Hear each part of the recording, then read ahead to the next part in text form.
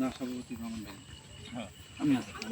সভাপতির আসন গ্রহণ করবেন আব্দুর রহমান আলমের অর্থ মসজিদ সভাপতি আব্দুর রহমান আলমের ইসলাম প্রিয় তাওহীদ জনতা লক্ষ্য করেছিলেন ধারাবাহিক 2 দিন ব্যাপী তাফসীর মাহফিলের আজকের প্রথম দিনের প্রধান অতিথি হিসাবে তাফসীর পেশ করবেন বিশ্ব ইসলামের চিন্তাবিদ আলিম মুফাসসির কোরআন কারি মাওলানা গোলাম রব্বি সিদ্দিকী সাহেব মোহতারামকে তার মূল্যবান আলোচনা পেশ করার জন্য বিশেষভাবে অনুরোধ করছি।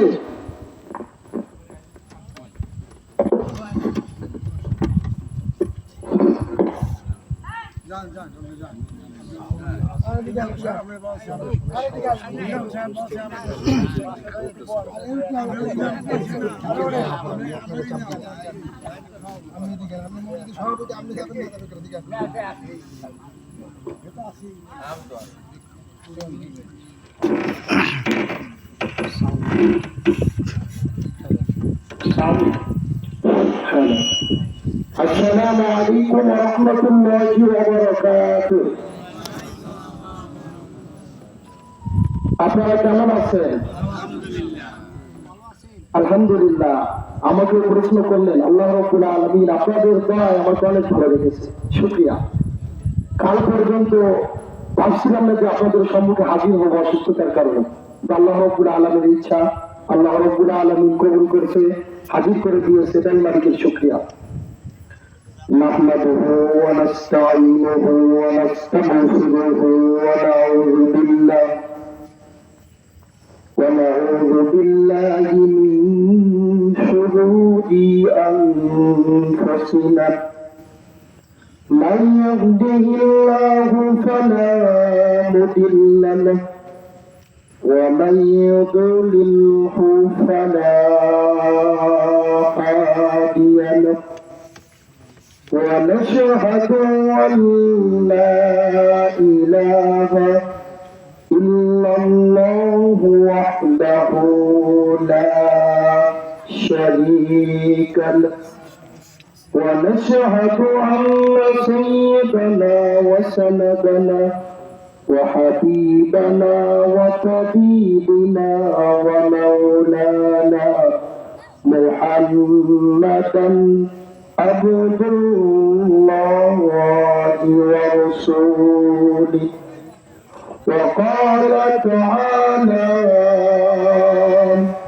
في شأن حبيبه صلى الله عليه وآله من أحب سنتي فقد أحبني ومن أحبني كان معي في الجنة.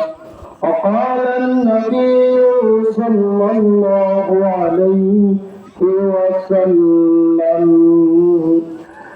أعوذ بالله من الشيطان الرجيم بسم الله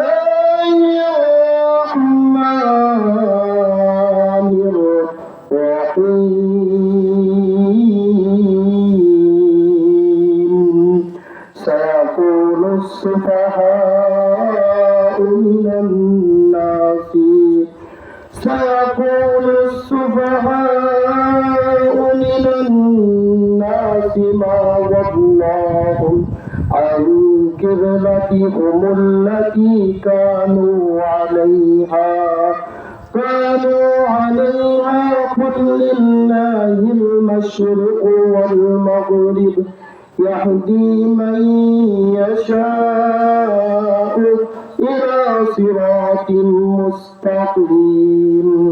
وكذلك جعلناكم أمة وسطا لتكونوا شهداء على الناس ويكون رسولكم عليكم شهيدا.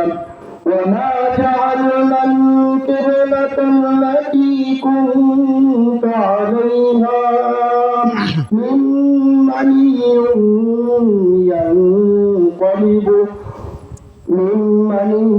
ينقلب رسولا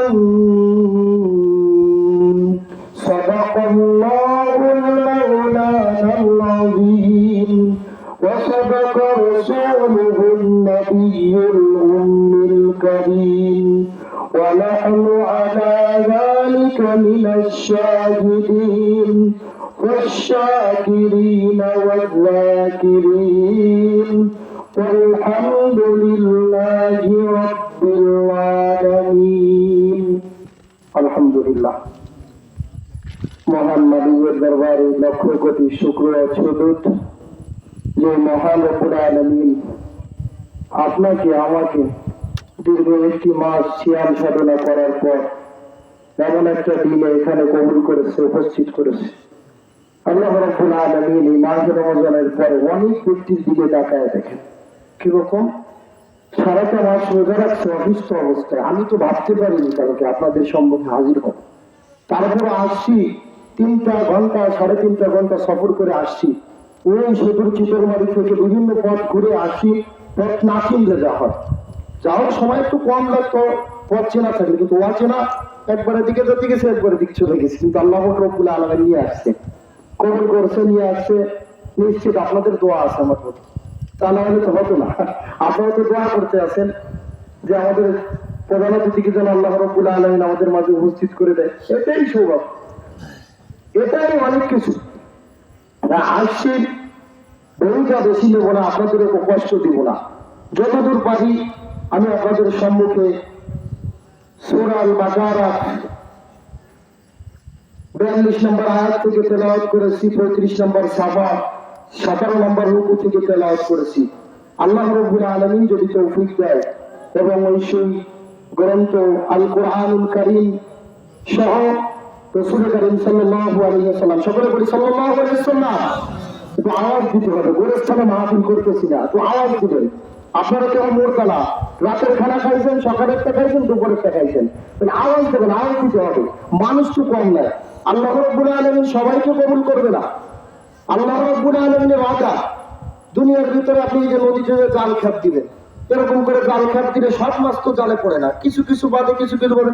ততও আল্লাহ রাব্বুল আলামিন যাদেরকে জান্নাতের বাজারে কবুল করবে, কুদরতি হাতের জান দ্বারা খেপ দিয়ে কবুল করবে। সুবহানাল্লাহ। আপনাদেরকে এরকম কুদরতি হাতে খেপ দিয়ে আল্লাহ রাব্বুল আলামিন কবুল করছে, মালিকের খেপ। এর যে কথা বলতেছিলাম, পশ্চিম পঞ্চকরণ মসজিদ ও প্রাথমিক বিদ্যালয়ের উদ্যোগে মোড়লগঞ্জ বাগেরহাট ধারাবাহিক তাফসীরুল কোরআন মাহফিলের আজ 5 এপ্রিল রোজ শুক্রবার, স্থান পঞ্চকরণ প্রাইমারি স্কুল মাঠ। আমার পূর্বে আলোচনা করতেছিলেন বিশিষ্ট আলেমে দ্বীন জনাব হযরত মাওলানা মুস্তাফিজুর রহমান সাহেব। আমার পূর্বে আলোচনা করতেছিলেন, খুব চমৎকার আলোচনা করতেছিলেন। কিছুটা ওই যে ইউনুস আহমদ সাহেবের বাসায় বসছি, বাতাসে ভেসে ভেসে যাচ্ছিল, অনেক ভালো লাগতেছিল। আপনাদের তো এলাকার সন্তান আলোচনা করতেছিল, শুনতেছিলাম। মাহফিলে উপস্থিত আছেন জনাব হাফেজ মাওলানা ইয়ারুল ইসলাম সাহেব, খতিব, পশ্চিম পঞ্চকরণ জামে মসজিদ অত্র এলাকা। এরকম করে আরো উপস্থিত আছেন বাংলা দূর দূরান্ত থেকে ছুটে আসা আল্লাহ পাকের জাকিরিন শাকিরিন মুহিদ্দিন বান্দা নজওয়ান পর্দার অবস্থান করছেন সম্মানিত মা ও বোনেরা। এরকম করে আমার সামনে উপস্থিত আছেন বাবার বয়সী, দাদার বয়সী মুরব্বী নজওয়ান। আমার সামনে উপস্থিত আছেন কোরআনের হাফেজ আলেমগণ। সবাইকে নিয়ে আমি উপস্থিত হতে পেরেছি, এটাই শুকরিয়া আদায় করছি। আবারও করছি আলহামদুলিল্লাহ। রব্বুল আলামিন যে আয়াতের ভিতরে যে কথা বলেছে, আমি আপনাদেরকে এক এক করে ভূমিকা দিয়ে বোঝাবো। আপনাদের প্রতি করে আমি তাফসীর করবো, আপনারা যত সময় থাকতে পারবেন। দেখা যায় সারা রাত তাফসীর করলাম, বিভিন্ন মাহফিল এরকম হচ্ছে। কষ্ট নেবেন না, আমাকে মেহমান হিসেবে আনছেন, আমি আপনাদেরকে কষ্ট দিলেও একদিনের জন্য কষ্ট নেবেন না, কষ্ট দিনের জন্য দেবো, অন্য কোনো জন্য দেবো না। শিখার অনেক কিছু আছে। দেখা যায় আমাকে উঠেছেন, আমি ওখানে আসছি 8টার সময়, খানা খাইতে খাইতে নামাজ পড়তে পড়তে আপনাদের মাঝে এসে উপস্থিত হয়েছি। একজন বলতেছিল যে মাহফিল করতে হবে 12টা পর্যন্ত। দেখা যায় আমিও বর্তমানে যখন 3টের সময় বাড়ি গেলাম, ফজরের নামাজ আমারও কাজা আপনারও কাজা, মাহফিলেরও ছিল করে। একদিকে মাহফিল দ্বারা কিছু উন্নতি হবে আমাদের, মাহফিল দ্বারা তো আমাদের ক্ষতি হবে না। যে কথা বলতেছিলাম, সম্মানিত হাজিরিন, আপনারা বড় আশা নিয়ে আমাকে দাওয়াত করে এনেছেন। আমি অসুস্থতার কারণে কেউ কষ্ট নেবেন না, যতদূর পড়েছি আয়াত এর ভিতর থেকে আমি আপনাদেরকে তাফসীর শোনাবো।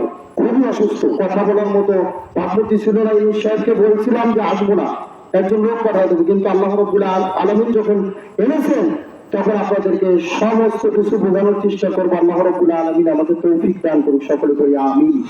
আল্লাহ রাব্বুল আলামিন আপনাদেরকে ধৈর্য সহকারে শোনার তৌফিক দান করুক, সকলে করি আমিন। আমার শ্রদ্ধাভাজন ব্যক্তি, কালকের মাহফিলের প্রধান অতিথি, আপনাদের এখানে 6-7 বছর ধরে ধারাবাহিক তাফসীর করছে মুফতি সেলিম রেজা চাচাজানের মাধ্যমে আপনারা আমাকে পেয়েছেন।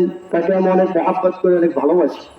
আপনাদের এখানে এসে আমার পরিচয়টা ভরে গেছে, আপনাদের এলাকায় পদার্পণ করে আমার পরিচয়টা ভরে গেছে। কিরকম অন্যান্য জায়গাতে গেলে দেখা যায়, আমি প্রথমে ভাবছিলাম কি মাহফিলের শ্রোতা আছে না না আছে, কিন্তু আপনারা ধীরস্থির ভাবে বসে আছেন। আমার মুখ থেকে দুটো কোরআন হাদিসের আলোচনা শুনবেন, আমার মুখ থেকে দুটো হাদিস শুনবেন, দুটো কোরআন শুনবেন।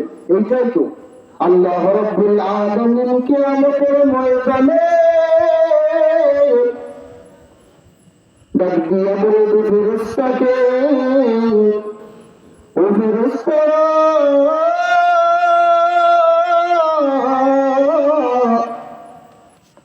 তোরা তো বলছিলি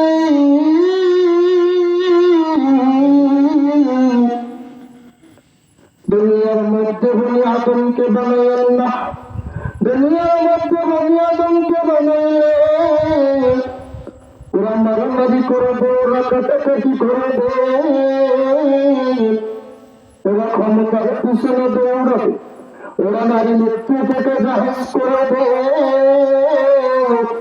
ওরা স্লোগান দেবে আমার ভাই তোমার ভাই, এরকম স্লোগান দিবে। আল্লাহ রাব্বুল আলামিন কে এই কথা বলতেছে? ফেরেশতারা। কিন্তু আল্লাহ রাব্বুল আলামিন বলতে বলে, ও ফেরেশতারা, তোমাদের ধারণা ভুল, তোমাদের ধারণা ভুল। একটু লক্ষ্য করিয়া দেখো, কর্তৃক আয়োজিত পশ্চিম পঞ্চকরণ এলাকার ভিতরে আমার বান্দা গোলাম রব্বি, আমার নগণ্য গোলাম কোরআন থেকে আলোচনা করে বংশে বংশে শোনে, চোখ থেকে পানি ঝরায়। এই ফেরেশতারা তোমরা সাক্ষী হয়ে যাও, আমার জান্নাতের বাগানের শ্রোতাগুলোকে আমি জান্নাতের ভিতরে রাখবো। সুবহানাল্লাহি ওয়া বিহামদিহি। এটা কিন্তু একটা জান্নাতের বাগান। এখানে বসছেন, যত সময় বসবেন, আল্লাহ রাব্বুল আলামিন প্রথম থেকে নিয়ে যারা বসে আছেন শেষ পর্যন্ত আখিরি মোনাজাত নিয়ে যারা বাড়ির দিকে যান, আল্লাহ রাব্বুল আলামিন 50 থেকে 70 হাজার নাকি তার আমল নামার ভিতরে লিপিবদ্ধ করে দেয়। সুবহানাল্লাহি ওয়া বিহামদিহি। এত বড় একটা দামি মজমা, এত বড় একটা দামি মজমায় শান্ত বাহিরে ঘোরাফেরা করেন। আপনি যে বসছেন, আপনার আমল নামে এক ভাগ করতে থাকবে। আল্লাহ রাব্বুল আলামিন বলেন, যে বান্দাটা কবরের জগতে চলে গেল,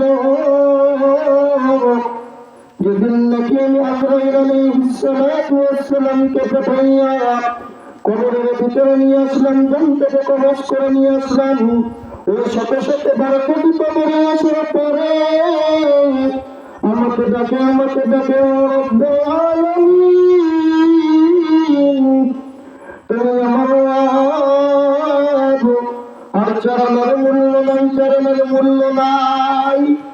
এই দুনিয়ার মধ্যে বসে ডাকলে মূল্য আছে, অনেক মূল্য আছে। এরকম করি না, একবার যদি সুবহানাল্লাহ করি, একবার যদি আলহামদুলিল্লাহ করি, একবার যদি আল্লাহু আকবার করি, আপনারা কেউ কষ্ট নেবেন না। আমি তাফসীর লাস্টের দিকে বোঝাবো, এটা করে লোকজন আসুক, আমি বিদায় নিচ্ছি। এরপর ইনশাআল্লাহ তাফসীরের শানুনজর থেকে আমি বোঝাবো। আমি ঘটনা দিয়ে ভূমিকার ভিতরে ঢুকতেছি আর মানুষগুলোর বাইরে যারা আছে তাদেরকে আনতেছি, কথা বলতেছি আর আনতেছি। সকলে চলে আসুক, আল্লাহ রাব্বুল আলামিন কবুল করুক, সকলে বলি আমিন। এরকম করি আল্লাহ রাব্বুল আলামিন দুনিয়ার ভিতরে যাদেরকে রাখছে তাদের নেকের খাতা খোলা, তারা নামটা ধৈরা মানুষ বলায়। এখানে জীবিত আছে, আপনারা আমাকে দাওয়াত দিচ্ছেন কি গোলাম রাব্বি সিদ্দিকী সাহেব মাহফিল করতে আসছে, কিন্তু আমি যেদিন মারা যাব সেদিন বলবেন ওই লাশটা পড়িয়া আছে, ওই লাশটা গোলাম রাব্বি সিদ্দিকী সাহেবের লাশ, ওই লাশটা আমাদের লাশ, ওই লাশটা ইয়াকুব আলী সাহেবের লাশ, ওই লাশটা পঞ্চকরণ মসজিদের সভাপতির লাশ। লাশ ছাড়া কিছু বলবে না, লাশ, কারণ মারা গেছে। ওই মানুষটা দুনিয়ার মানুষের কাছে যেরকম মূল্য নাই, ওরকম করে এই মানুষটা যদি শত শতবার যদি বলে আল্লাহ আল্লাহ আল্লাহ, ওই মানুষটার সপ্তাহে জারিয়ার খাতা, ওই মানুষটার নেকের খাতা বন্ধ হয়ে গেছে। আল্লাহ রাব্বুল আলামিন এখনো তো আপনাকে আমাকে বাঁচায় রাখছে। করোনার মধ্যে কত মানুষ মরিয়া গেল, এরকম করিয়া যমুনা গ্রুপের মালিক এই সাইডে ব্যথা, এই সাইডে ব্যথা, বুকের সব সাইডে ব্যথা। ডাক্তারকে ডাক দিয়ে বলো, ডাক্তার ভাই তুমি যদি আমার এক সাইডের বুকের ব্যথা কমাইয়া দিতে পারো, আমি বাংলাদেশে একজন ধনীর মধ্যে একজন, আমার অর্ধেক সম্পদের অর্ধেক তোমাকে লিখে দিব। দুনিয়ার মানুষ বাঁচাইতে পারে? দুনিয়ার মানুষ কোনোদিন বাঁচাইতে পারে? কথা বলবেন। আমি বলবো কি, আপনারা যদি কথা না বলেন, আমি চিতলমারির মানুষ, আপনারা মোড়লগঞ্জের মানুষ, আমার কথা বোঝেন না। এজন্য সারা শব্দ দিবেন, সারা শব্দ দিলে উৎসাহিত বাড়বে।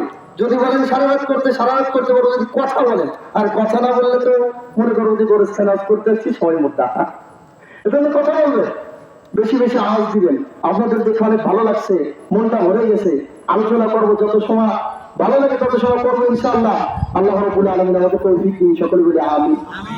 এই ব্যক্তিটার কোনো মূল্য নাই ততটুকু। এই যে দুনিয়ার মধ্যে যারা দেখেন সবাই পাগল, কেউ বা নারীর পাগল, কেউ বা গাড়ির পাগল, কেউ বা 1600 বছর ক্ষমতায় থাকবে, কেউ বা 41 বছর ক্ষমতায় থাকবে, কেউ বা কোরআনের পাখি আল্লামা সাইদি সাহেব রাহমাতুল্লাহি আলাইহি হত্যা করে নমরুদের মতো দুনিয়ার মধ্যে ক্ষমতা দিতে হবে। ঠিক কিনা মুসলমান? আওয়াজ দিতে হবে, আওয়াজ দিতে হবে। এরকম করিয়া আমার বোনের বিবাহের দিন ফেসিবাদী সরকারের একজনকে দাওয়াত দিছিলাম, আইসে খানাটোলা খাইয়ে খানাটোলা খাবেন। আমার পর খুব রাগ, গোলাম রাব্বি সিদ্দিকী সাহেব ফেসবুক কাটায় বেলাইতেছে। আমি গতরে গেছিলাম, কোথায় আওয়ামী লীগ, কোথায় কাদের কাকা, কোথায় গেল ওই জালিমের গরম গরম কথা। বাংলার ফেসিবাদ সরকারকে পতন ঘটায়ছে রব্বুল আলামিন, এই খুশিতে আমরা মত হারাই।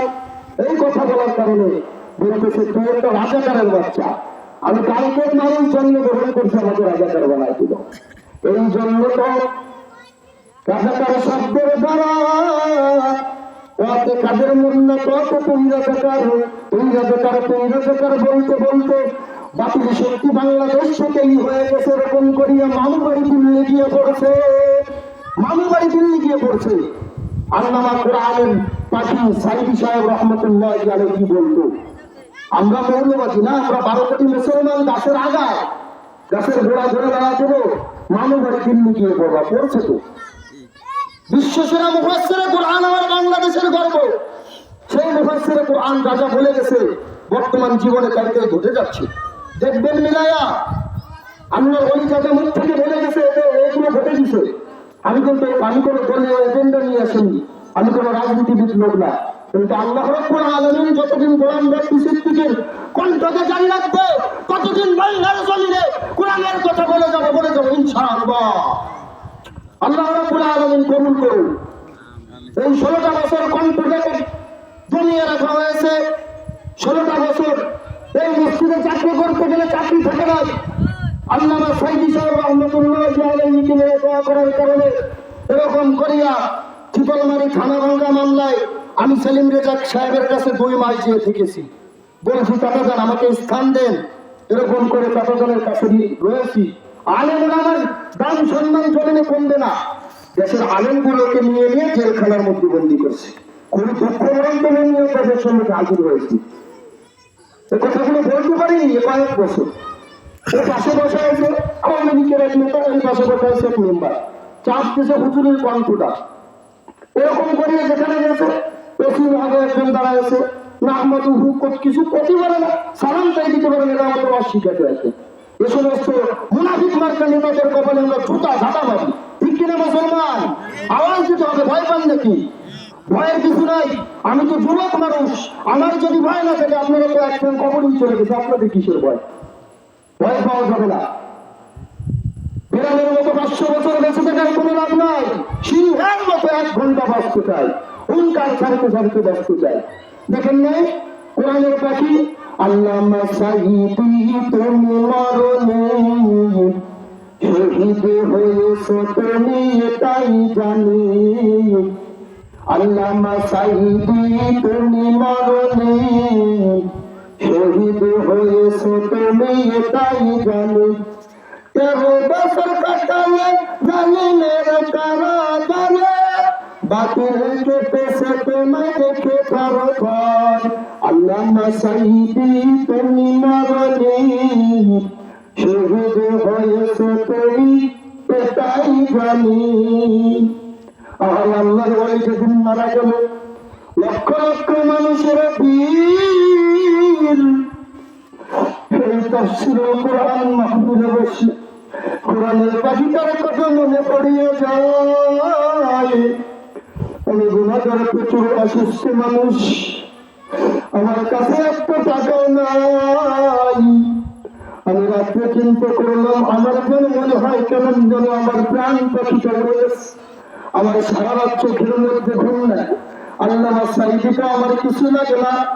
জাতি ভাই কোরআনের কথা বলি এদিক থেকে ভাই, আপনি যেরকম আল মুসলিম